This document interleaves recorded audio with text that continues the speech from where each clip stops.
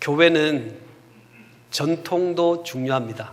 그래서 많은 사람들이 우리 교회는 이런 전통이 있습니다. 우리는 100년 된 교회입니다. 이렇게 전통을 생각하고 중요시 여기는 사람들이 있습니다. 또 어떤 교회는 어떤 인물을 배출했는가, 이것이 참 자랑이 되어서 우리 교회는 대통령을 배출한 교회입니다. 우리 교회는 장관, 국회의원을 배출한 교회입니다. 이렇게 인물을 중심으로 자랑하는 분도 있습니다. 어떤 교회는 우리는 이런 봉사와 구제 사역을 하고 있습니다. 여기가 그것이 자랑이 되고 또 기쁨이 되는 교회가 있습니다. 그래서 많은 지구상에 일어나는 구제와 어려운 천재지변들을 만났을 때 교회가 제일 앞장서서 그 자리에 가서 봉사하고 또 위로해 주는 일들이 가장 귀한 일이다 생각하는 교회도 있습니다. 그러나 교회에서 가장 중요한 것은 하나님께서 그 교회를 왜 세우셨는가? 존재 목적이라는 것입니다.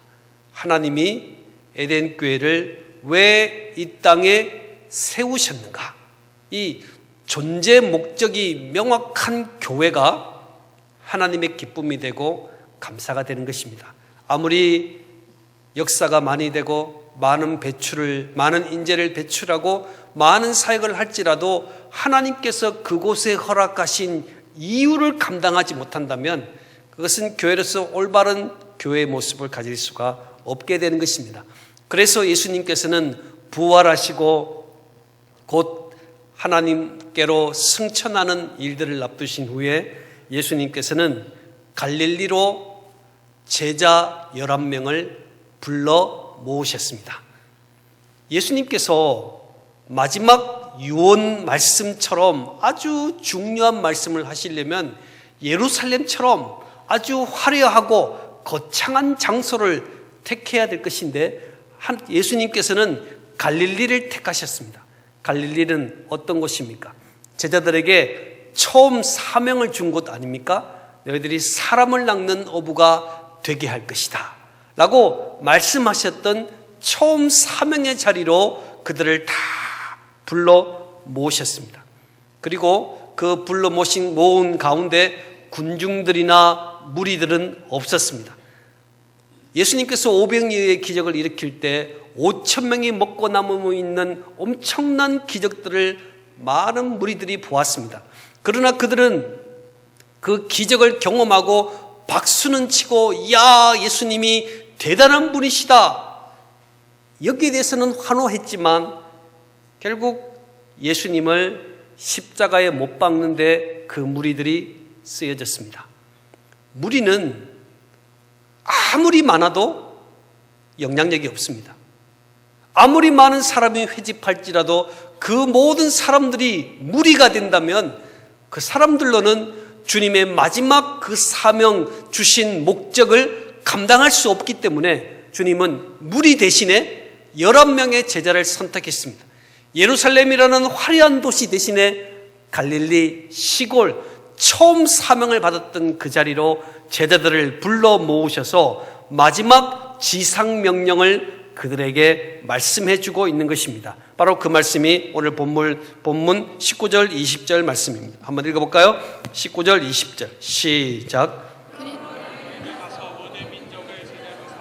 아버지와 아들과 성령의 이름으로 세례를 베풀고 내가 너희에게 분부한 모든 것을 가르쳐 지키게 하라. 볼지어다 내가 세상 끝날까지 너희와 항상 함께 있으리라 하시니라. 아멘. 주님께서 제자들에게 마지막 말씀을 주시면서 오늘 본문 19절 20절 말씀 가운데 그 말씀을 주셨는데 이 말씀 중에서는 4가지 동사가 있습니다. 오늘 19절에 보면 가서 너희는 가서, 두 번째는 모든 민족을 제자로 삼아 아버지와 아들과 성령의 이름으로 세례를 베풀고죠. 20절에 내가 너에게 분부한 모든 것을 가르쳐 지키게 하라. 이 4가지 동사를 하나님이 말씀하면서 너희들이 나는 이 땅에 더 이상 존재하지 않고 너희들에게 내가 지금까지 집중하여 생각한 것을 너희들에게 맡길 테니 너희들이 그 일을 하라 라는 말씀에 4가지의 동사로 그 사역에 대해서 말씀해 주면서 그 말씀 가운데 가장 핵심이 뭐냐? 바로 그것은 제자로 삼아 것입니다. 하나님께서 이 땅 가운데 존재하는 목적을 우리들에게 말씀하면서 우리 교회가 존재하고 가정이 존재하고 우리의 직장이 존재하고 우리의 모든 상황이 존재하는 이유는 제자를 삼으라. 모든 족속으로 제자를 삼으라. 나는 저 사람은 싫어요. 제자를 삼으라. 하나님 저 민족은 싫어요. 제자를 삼으라. 모든 민족으로 하여금 제자가 주의 제자가 되게 하라. 이것이 하나님이 제자들에게 주신 핵심의 말씀이고 이 시대를 살아가는 저와 우리 교회와 가정을 통하여 허락하시는 존재 목적이라는 사실을 우리는 기억해야 되겠습니다. 그래서 그 일을 이루기가 참 힘들기 때문에 주님께서는 18절 말씀에 보면 예수님께서 나와 말씀하여 이르시되 하늘과 땅의 모든 권세를 내게 주셨으니 나는 하나님으로부터 땅의 권세와 하늘의 권세를 받았다. 그 받은 권세를 너희들에게 주겠다. 언제?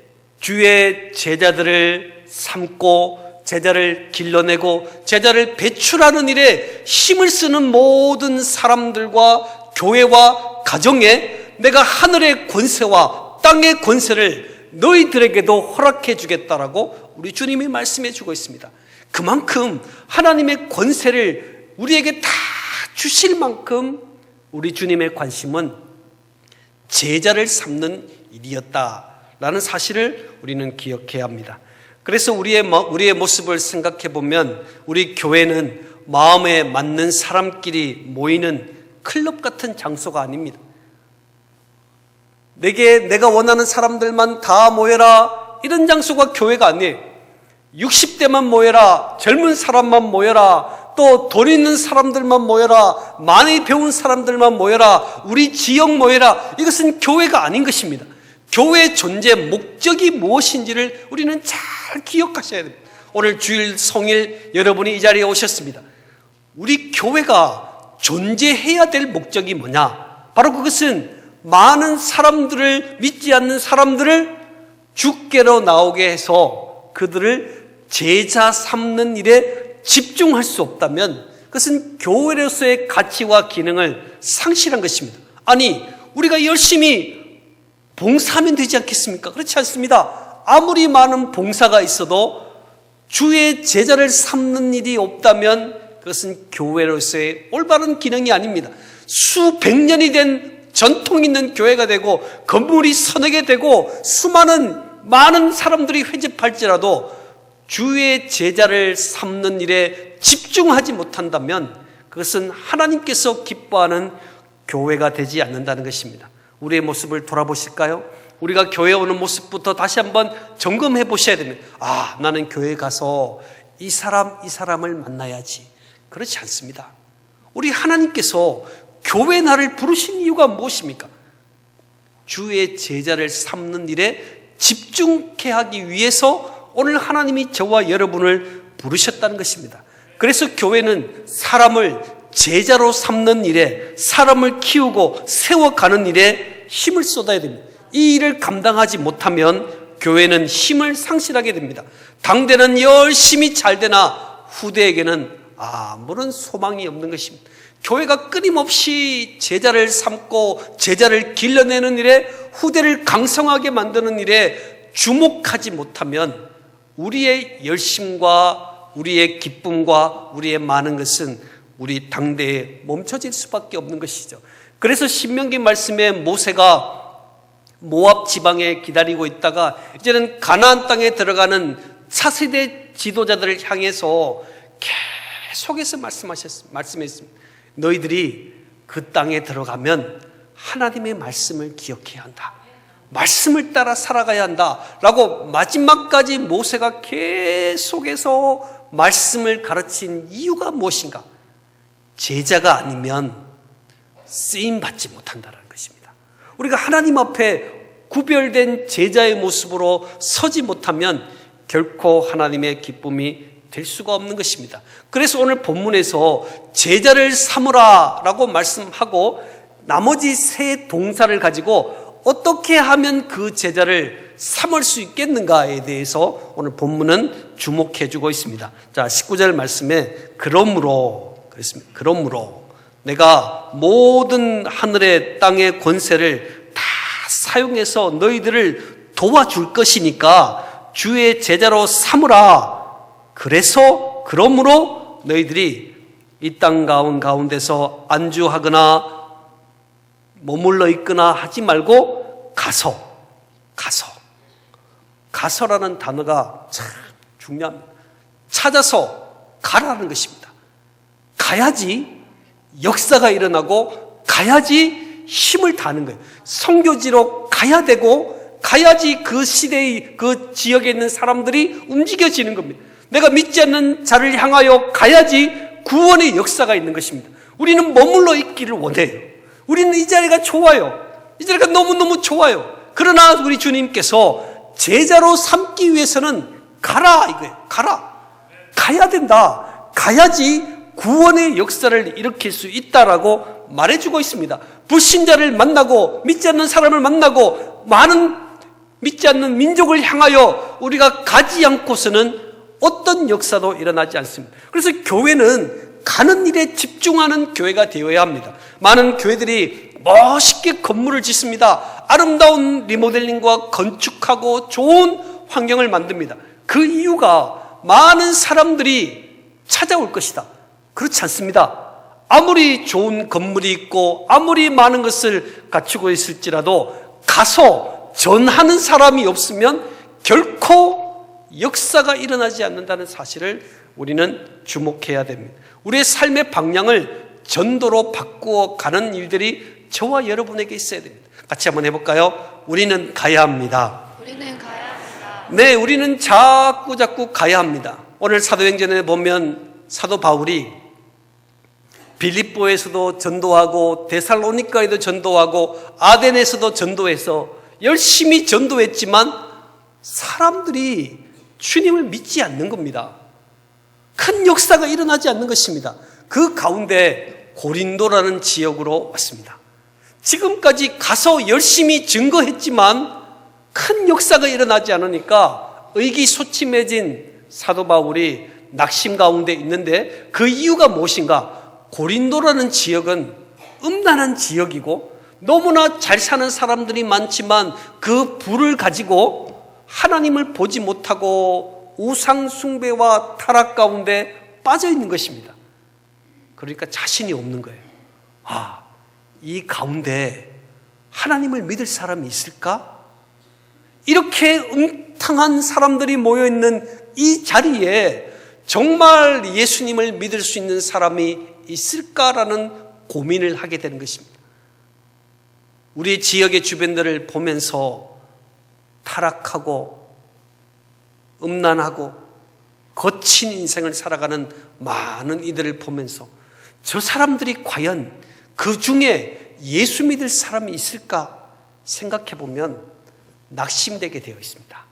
그러나 우리 주님께서 사도 바울 낙심하고 좌절하여서 그냥 머물고 싶어하는 사도 바울을 향해서 두려워 말고 침묵하지 말고 말하라. 두려워하지 마라. 침묵하지 마라. 가서 말하라. 왜? 이 성중에는 내 백성이 많으니라 하고 말씀하셨어요.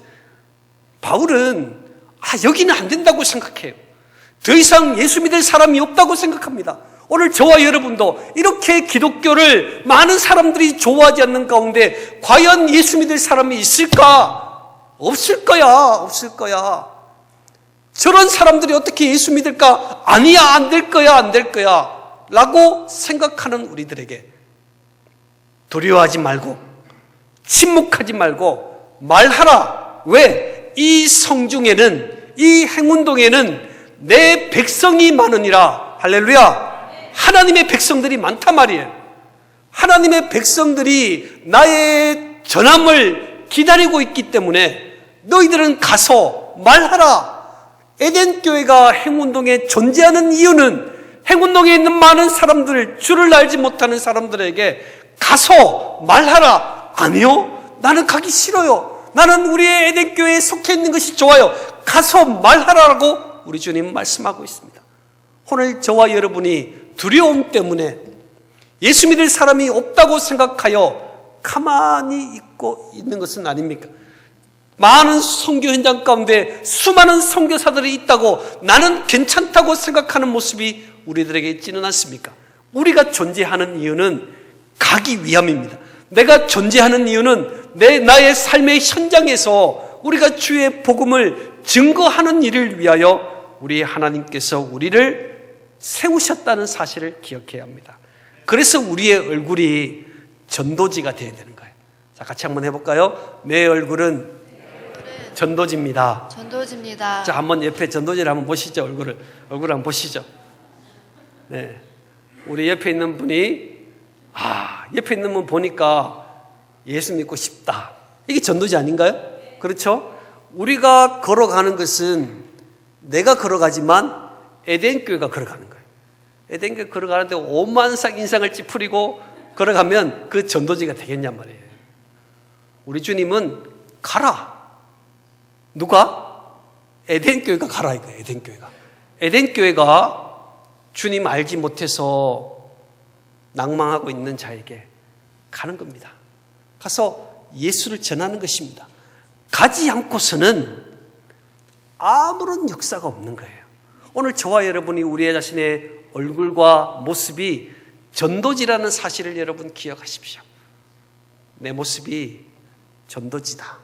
주의 복음을 증거하는 전도지다. 이 사실을 기억하면서 나의 삶의 현장으로 가서 동일한 은혜와 축복을 감당하는 저와 여러분이 되시기를 축복합니다. 저희 에덴교회가 몇 년 전까지 좋은 이웃 만들기 캠페인 했죠. 여러분 기억하시죠? 그래서 이 좋은 이웃 만들기 캠페인을 따뜻해지는 3월부터 한번 해보려고 합니다. 다시. 우리가 그때는 예배 마치고 여러분 전도회별로 목장별로 나눠가지고 휴지 비닐 하나 딱 쓰레기 비닐 하나 가지고 막 온 동네를 다니면서 청소하면서 만나는 사람들에게 전도지를 주고 예수 믿으라고 이야기했던 그러한 좋은 시절이 있었잖아요. 여러분 오늘 우리가 다시 한번 가라는 명령, 우리가 예배하고 은혜 받는 것으로 족한 것이 아니라 가라는 그 명령에 순응할 수 있는 우리 에덴 교회가 되기를 바랍니다. 교회는 모이는 교회가 있고 흩어지는 교회 두 기능이 있습니다. 모이는 것은 부름받은 백성들이 하나님께 예배하는 기능입니다. 그래서 우리가 열심히 모여서 하나님 앞에 예배를 드리는 겁니다. 그런데 이 예배 드림이 하나님께 영광이 되는 것이지만 그 예배 드림이 영광이 되는 것으로 맞춰지면 안 된다는 거예요. 내가 말씀을 받아서 은혜를 받았으면 그 받음을 오늘 참 말씀 좋다, 오늘 참 말씀 이상하네, 이렇게 생각하면 안 된다는 거예요. 오늘 내가 받은 은혜와 감동을 흩어지는 교회로서의 사명을 감당해야만 우리 교회가 올바른 기능을 감당할 수가 있다는 것입니다. 그래서 모이는 이유는 말씀을 듣고 은혜를 받는 일이고 여기가 좋다라고 머물면 안 된다는 거예요. 은혜는 받지만 여기가 좋다고 머물게 되면 기능을 발휘하지 못하는 겁니다. 마치 변화산상에서 베드로가 변화된 예수님의 모습을 보면서 초막을 지으면 좋겠습니다. 여기에 머물고 싶습니다. 그러나 그렇게 말하고 있는 베드로를 책망하셨어요. 우리가 은혜 받았으면 그 은혜 받은 바 은혜를 나의 삶의 현장에서 전하지 않고서는 그 은혜는 올바른 은혜가 아니다라는 것이죠. 그래서 흩어지는 삶의 현장으로 우리가 흩어져야 됩니다. 가정으로 내가 받은 은혜를 가정으로 가지고 가서 그 가정에서 흩어야 됩니다. 내가 받은 은혜를 직장으로, 내가 받은 은혜를 언어와 민족이 다른 선교지로 내가 받은 은혜를 사이버 공간까지 가지고 와서 우리는 흩어져서 우리의 삶의 현장에서 내가 받은 은혜를 나타내며 살아가는 일들이 너무너무 중요합니다. 우리 한국 교회가 모이는 교회로만 기능을 감당해서 모이면 뜨겁고 주님을 사랑합니다. 저분은 정말 신앙이 좋다. 자, 우리 옆 사람에게 한번 인사해 볼까요? 당신은 정말 신앙이 좋습니다. 네, 교회에서는 그렇게 신앙이 좋은데 왜 삶의 현장에 가면 비틀비틀거립니까? 교회에서는 그렇게 신실한 주의 사자들이 어찌 가정에서 비틀비틀거리고 있냔 말이에요. 내가 받은 은혜를 왜 그들에게 전하지 못하고 있냔 말이에요. 내가 받은 뜨거운 그 감격과 사랑을 우리가 전하지 못하고 가라라는 명령에 우리는 순응하지요 하고 살아가지 못하니까 교회가 존재 목적을 잃어버리니까 교회가 분쟁하게 되고 교회가 싸움하게 되는 것입니다. 사랑하는 우리 성도 여러분, 우리 교회가 왜 이 자리에 있습니까? 이것은 바로 내가 받은 바 은혜를 가지고 가기 위함입니다. 내가 은혜를 받아서 가기 위하여 우리가 존재한다는 이 사실을 저와 여러분이 잊어버리면 교회는 아무런 힘이 없는 존재가 되게 될 것입니다. 따라서 교회는 세상을 위해서 존재하는 곳입니다. 그래서 많은 사람들은 선교적인 교회라. 교회는 세상을 위해서 존재하는 거예요. 교회는 우리를 위해서 존재하는 것이 아니에요. 우리가 열심히 하고 우리가 잘 먹고 잘 살기 위해서 존재하는 것이 아니라 내가 존재하는 이유도 이웃을 위하여 존재하고 우리 가정이 존재하는 이유도 이웃을 위하여 존재하고 교회가 존재하는 이유도 바로 이웃을 위하여 우리 교회가 존재하는 선교적인 교회, 선교적인 가정, 선교적인 자신, 저와 여러분이 될 때 하나님께서 기뻐하는 에덴 교회의 큰 역사가 일어난다는 것입니다. 여러분, 우리는 가야 합니다. 내가 받은 바 은혜가 있으면 나의 삶의 현장에서 보여줘야 됩니다. 말해야 됩니다. 가르칠 수 있어야 됩니다. 이것이 저와 여러분 안에 있을 때 우리는 세상의 빛과 소금의 역할을 감당하는 충분한 기능을 가지게 되는 것입니다. 우리 주님께서 왜 우리에게 세상의 빛과 소금이 되라고 말씀했을까요? 우리는 세상의 빛과 소금의 역할을 위하여 태어났고 이 땅에 존재하기 때문입니다. 우리 스스로 잘 먹고 잘 살기 위해서, 나 혼자 열심히 구원받는 사람 되기 위해서 하나님이 나를 부른 것이 아니라 구원받았으면 가라 이겁니다. 은혜를 받았으면 가라 이것입니다. 괜히 교회 와서 시비 걸지 말고 내가 받은 바 은혜가 있으면 그 받은 바 은혜로 무엇을 할 수 있을까? 이게 우리의 삶 가운데 고민이 되고 기도 제목이 되고 우리의 눈물로 연결되게 될 때 그제서야 하나님은 에덴 교회를 부르신 목적을, 저와 여러분을 부르신 목적을 명확하게 하는 은혜를 가지게 되는 것입니다. 우리가 관계하는 모든 만남과 상황을 전도로 바꾸고 선교 후원으로 바꾸고 기도로 바꾸고 농어촌 교회 봉사로 바꾸어서 하나님께서 가라고 명령하신 그 명령에 어떻게 하면 순응할 수 있을까? 여기에 내 삶을 돌아봐야 합니다. 우리의 모임을 점검하시고 우리의 만남을 점검하십시오. 우리가 만나는 이유, 두세 명이 만나서 모임을 만들었습니다. 그 모이는 이유는 선교사를 듣고 전도하러 가고 후원하고 기도하는 일에 있습니다.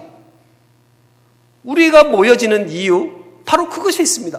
우리는 선교적인 교회를 위하여 하나님께 부름받은 존재들이기 때문입니다. 그래서 우리가 가서 복음을 전해서 복음을 통하여 믿는 사람들이 생기게 될 때, 교회에 오게 될 때 우리는 아버지와 아들과 성령의 이름으로 세례를 주라 그랬어요. 세례를 주라. 아니, 세례는 목회자 영역 아니겠습니까? 목회자가 아버지와 아들과 성령의 이름으로 세례를 줍니다. 근데 오늘 본문에서 세례를 베풀라 이렇게 말했거든요. 이 베푼다라는 말의 의미를 여러분 잘 기억하십시오. 이 베푼다라는 의미는 내가 처음 전도에서 양육하여 세례를 받게 될 때까지 책임지라라는 말을 의미합니다. 내가 열심히 전도하고 데리고 왔으면 내가 끝까지 책임져야지. 내가 우리 자녀들을 하나님께로 데리고 왔으면, 남편을 데리고 왔으면, 아내를 데리고 왔으면 끝까지 세례받을 때까지 책임지라 이거예요. 책임지라. 타조가 새 중에 가장 큰 새입니다. 근데 그 새는 날지도 못해요. 새는 새인데 못 날아. 그리고 알을 놓으면 알을 책임지지 않습니다. 알을 막 팽개칩니다. 그게 타조예요.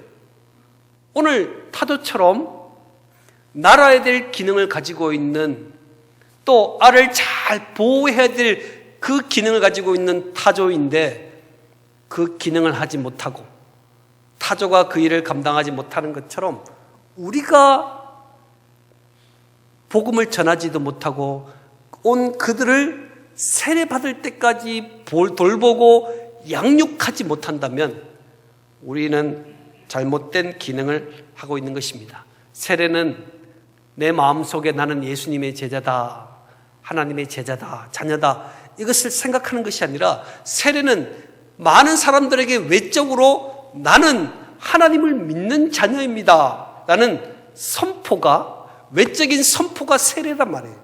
나는 하나님의 자녀입니다. 이것을 선포할 때까지 저와 여러분이 책임지고 그 일을 감당하는 일에 집중해야 된다. 그래서 우리가 세례를, 언제 세례가 있습니다, 그러면 여러분이 다 찾아서 아직 세례를 받지 못한 사람이 어떤 사람들인가, 유아 세례를 받지 못한 애들이 어떤 애들인가를 여러분이 찾아서 그들로 하여금 세례 받도록 도와주는 역할이 저와 여러분에게 많이 있을 때 우리는 교회로서의 신실한 기능을 감당할 수가 있게 되는 것입니다. 내가 전도한 사람이 세례를 받으면 그렇게 기분이 좋아요. 진짜 전도하기 힘들잖아요. 그 전도하기 힘든 사람이 교회 나올 때 그 느낌 아시죠? 야, 목사님 나왔어요. 근데 그 느낌, 근데 그 느낌으로 세례를 받게 된다면 얼마나 감사와 감동이 있을까요? 우리 주님은 세례를 베풀라, 세례를 받도록 도와주라 우리들에게 말씀해 주었습니다. 자, 이쯤에서 우리가 한번 우리의 삶을 점검해 보실까요? 나는 오랫동안 교회를 다니고 모태신앙이고 교회에서는 참 봉사를 많이 하는 우리들입니다. 근데 나를 통해서 교회에 와서 세례받은 사람은 몇 사람인가? 한번 돌아볼까요? 존재 목적이 가서 전도해서 세례를 베풀라라고 말해줬는데 정말 내 삶 가운데서 전도해서 그가 교회에 등록하여 세례받은 사람이 얼마나 될까? 괜히 직분 자랑하지 마시고 얼마나 될까? 내가 오랫동안 교회를 섬긴 것을 자랑 삼지 마시고 내가 몇 사람이나 주께 전도하여 세례를 베풀었을까? 한 사람도 없다면 나의 존재 목적은 무엇인가? 하나님께서 우리의 신앙생활을 다시 한번 점검케 하기를 원하시는 거예요. 세례 베풀라라고 말씀했는데 정말 나는 몇 사람이나 주께로 데리고 와서 주님을 섬기는 자녀가 되게 했을까? 참 우리가 겸손해지는 순간인 것 같아요. 우리가 열심히 다녀서 교회를 열심히 지킨 사람, 또 직분 가져서 우리는 너무너무 감격하고 있는데 우리 주님은 우리들에게 말씀해 주고 있어요. 너희들이 존재하는 이유, 교회가 존재하는 이유, 가정이 존재하는 이유는 가서 복음을 전하여 그들에게 세례를 베풀게 하기 위함이라고 말해줬는데 우리의 자랑은 전통에 있습니다. 우리의 자랑은 인물 배출에 있습니다. 우리 자랑은 우리 교회는 이런 사역을 하고 있다고 말하는 데 있습니다. 그렇지 않다라는 겁니다. 우리의 가정이 진정으로 우리의 가정을 통하여 주께로 나와서 세례받고 하나님의 기쁘시게 하는 자녀들이 없다면 하나님 앞에 섰을 때 그게 과연 자랑거리가 될 수 있을까를 우리는 돌아보게 되는 것입니다. 자, 여러분, 이제 세례를 베풀고 나면 그 다음 해야 될 일은 세례 교인이 된다는 의미는 나는 앞으로도 계속하여 말씀의 공부를 열심히 배우고 성경을 지키고 따르며 살겠습니다. 이 결심이 세례의 결심 아닙니까? 이 결심 가진 사람을 우리는 무리로 만들면 안 되고 제자로 만들어 가야 합니다. 학교에 가면요, 대부분의 학생들은 그냥 출석하고 점심 먹고 돌아오는 것이 목적입니다. 근데 공부 잘하는 학생들 어때요? 거기서 본전을 뽑아요. 똑같이 같이 있어도 참 열심히 잘 준비해서 학교 가서 배운 목적을 명확하게 합니다. 교회 안에도 구경꾼 같은 성도가 있고 제자가 있습니다.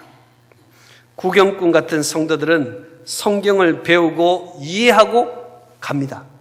아멘 가요. 그리고 세상 가면 똑같아요. 저분이 예수 믿는 사람인가?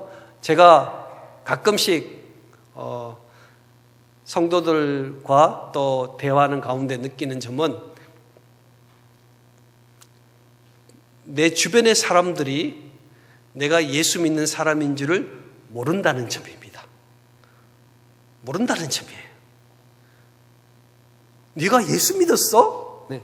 자, 우리 옆 사람 인사해 보겠습니다. 아니, 당신이 예수 믿었어? 네. 역시 앞에만 이렇게 반응을 잘하고 뒤는 반응을 안 해요. 자, 여러분, 내가 예수를 믿고 있는데 내가 예수 믿는지 몰라, 사람들이. 오, 신기하네. 예수를 믿어? 신기하다. 라고 바라보고 있는 사람들이 있다면 무리 아니겠습니까? 무리. 예수님께서는 제자들을 어떻게 양육했을까요?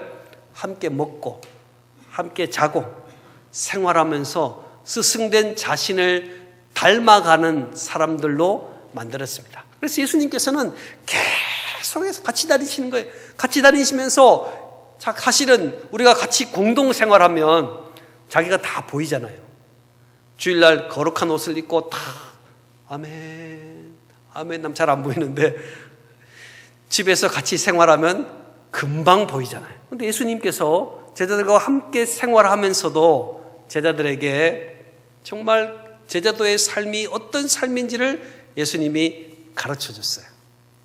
오늘 저와 여러분에게 있어서 세례를 받고 난 다음에 그들에게 필요한 것은 오늘 20절 말씀에 보면 내가 너희에게 분부한 모든 것을 가르쳐 지키게 하라. 네, 분부한 모든 것을 지금까지 3년 동안 너희들에게 가르친 그 하나님의 말씀을 너희들이 다른 이들에게도 가르쳐 지키게 하라. 네, 가르치다라는 말은 현재 분사 명령형이기 때문에 계속해서, 한 번이 아니라 계속해서 가르쳐야 된다는 것입니다. 계속해서 가르칠 때 지킬 수 있는 힘을 가지는 거예요. 야, 이렇게 살아라. 이게 아니고 계속해서 가르치는 거예요. 말로도 가르치고 행동으로도 가르치고 계속해서 가르치는 거예요. 우리 주님께서 겸손하라는 말씀을 계속해서 가르치고 가르치다가 종이 되어서 제자들의 발을 씻기신 것처럼 가르치고 행동으로 보이고 행동으로 보이는 일을 계속해서 진행하여 해야 된다는 것입니다. 계속해서 가르쳐서 삶 속에 실천할 때까지 우리에게 양육하라. 말씀을 가르치고 말씀대로 살 수 있도록 도와주라고 우리에게 말해주고 있습니다. 자, 저와 여러분이 우리의 삶을 한번 돌아볼 때 우리 주님이 나를 부르신 이유와 우리 교회를 세우신 이유가 오늘 본문하고 잘 맞지 않다라는 생각들을 하게 됩니다. 우리 주님은 이 일을 위하여 우리를 부르셨거든요. 말씀을 가르치라. 근데 우리가 성경 공부합시다. 20분만 좀 쉴게요. 이러고 있단 말이에요. 목자 모입시다. 오늘 쉴게요. 이러고 있단 말이에요. 우리 주님이 나를 부르신 이유가 무엇인가? 말씀을 가르치라. 말씀을 가르치라. 우리는요, 말씀을 배우기 위하여 이 자리에 있는 거예요. 말씀을 배우기 위해서. 말씀을 배워야지 가르칠 수 있고, 가르칠 수 있으면 내 삶의 현장에서 반드시 변화가 생기게 되어 있습니다. 하나님의 소망은 말씀 배운 제자들이 다른 제자를 만들어 갈 때 하나님의 소망이 생기게 되는 것입니다. 저들이 나의 기쁨이 되는구나. 내가 받은 바 제자의 사명을 가지고 또 다른 사람을 가르치고 있을 때 우리 주님의 소망이 싹튼다는 사실을 저와 여러분이 기억해야 합니다. 이 예배 자리에 만약에 이 예배 자리가 너무나 가득 차가지고 여기까지 앉아가지고 문을 열어가지고 창문이 부서질 만큼 차고 있다고 생각해 봅시다. 하나님이 기뻐하실까요? 기뻐하시겠죠. 그러나 그 자리에 앉은 사람들이 신앙의 구경꾼이라면 우리 주님은 기뻐하지 않으실 겁니다. 오병이어의 기적을 받았을 때도 그들이 십자가에 못 박으라고 이야기했어요.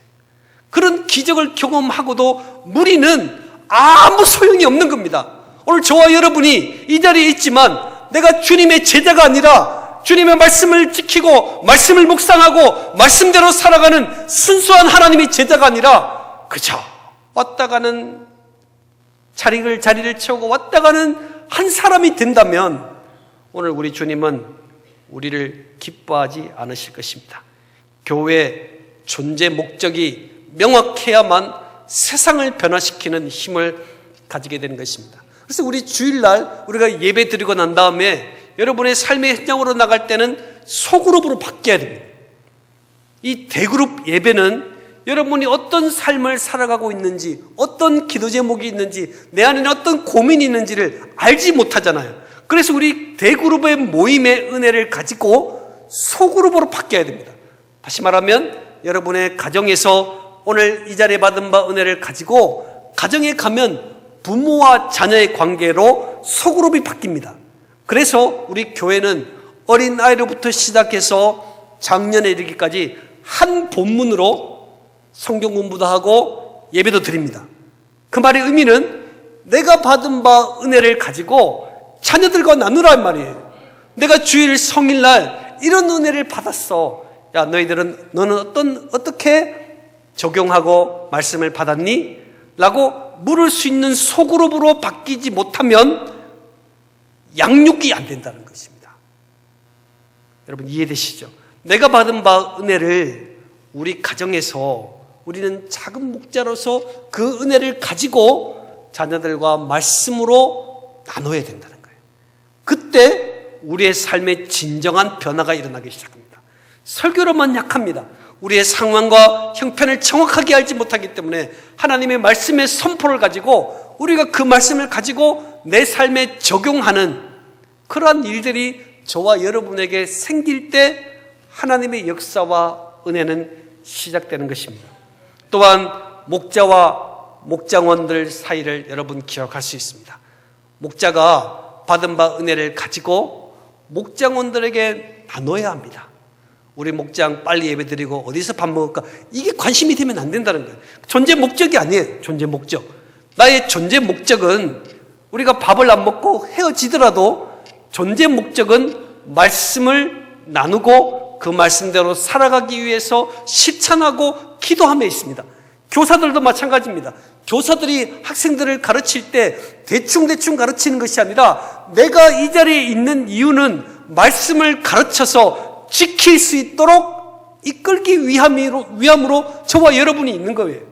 그래서 이 사실을 깊이 기억하고 말씀을 잘 훈련시키는 일들이 진솔한 삶을 나누며 또 그 삶을 통해서 예수님의 참 제자가 되는 훈련을 하는 장소가 바로 이 자리고 이 자리를 통해서 지역사회에서 여러분의 삶의 현장에서도 동일한 일들이 일어나야만 세상을 변화시키는 큰 힘을 가진 교회가 될 수 있습니다.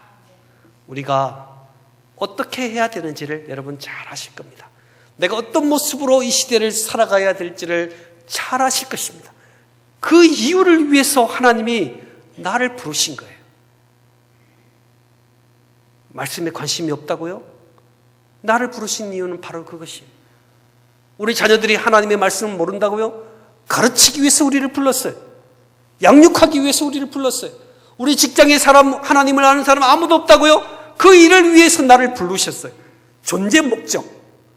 존재 목적. 내가 무슨 일을 하고 있는 자는 수단에 불과합니다. 그러나 존재 목적이라는 것은 내가 무슨 일을 하든지 어떤 일을 하든지 그 모든 핵심은 그리스도의 복음을 증거함에 있습니다. 예수 그리스도의 십자가의 놀라운 십자가의 복음을 증거함에 저와 여러분을 부르셨다는 사실을 기억해야 합니다. 그 일을 신실하게 감당하면 20절 후반절에 볼지어다, 이때부터 한번 읽어볼까요? 볼지어다, 시작. 볼지어다 내가 세상 끝날까지 너희와 항상 함께 있으리라 하시니라. 아멘. 우리 주님이 너무너무 놀라운 말씀을 주셨어요. 존재 목적이 명확하면 내가 너와 함께 끝까지 있을게 라고 말씀하고 있는 거예요. 우리는요 다 하나님 부르시면 가야 되잖아요. 우리의 시간은 유한하지만 하나님의 시간은 무한한 거예요. 너희와 항상 함께 있을 것이다 라고 말씀하시는데 우리 때만 끝나는 것이 아니라 우리 자녀, 후대까지 계속해서 우리 하나님께서 본질에 충실하면, 말씀에 집중하여 말씀대로 살아가고자 결심하는 제자가 되면 내가 너와 함께 할 것이다. 우리 주님은 멀리 떨어져 계시다가 문제가 생기면 슈퍼맨처럼 쫙 나타나는 분이 아니셔요. 우리 주님은 항상 너희와 함께 있을 것이다. 천사를 보내서 해결하시는 분이 아니에요. 우리 주님은 그 삶의 현장에 계신 거예요.